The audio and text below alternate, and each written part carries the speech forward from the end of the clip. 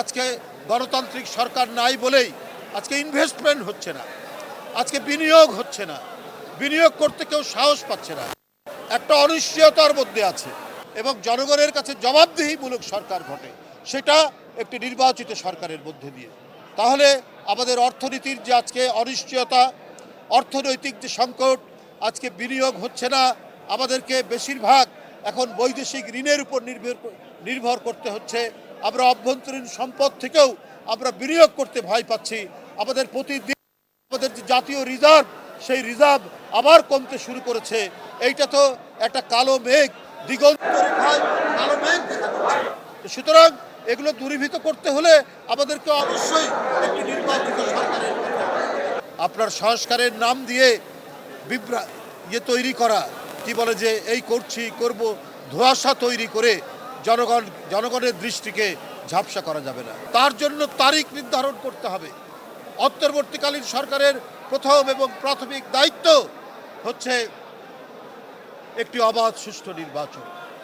কে দল গঠন করবে না গঠন করবে সেইটা সেই ব্যক্তি বা সংগঠনের দায়িত্ব, কিন্তু এটা প্রধান উপদেষ্টার দায়িত্ব নয়।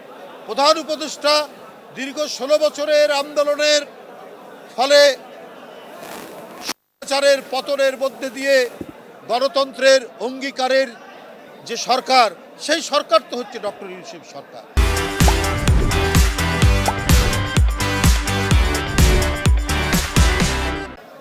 সুতরাং এখানে প্রত্যেকেই যারা গণতন্ত্রের সপক্ষে তারা দল গঠন করতে পারে, তারা রাজনৈতিক মতামত দিতে পারে, কিন্তু সরকারের দায়িত্ব হচ্ছে যে প্রত্যেকে যাতে প্রতিযোগিতা করতে পারে, অংশগ্রহণ করতে পারে এবং একটি নির্দিষ্ট সময় এবং দ্রুততর সময়ের মধ্যে অবাধ সুষ্ঠু নির্বাচন নিশ্চিত করতে পারে।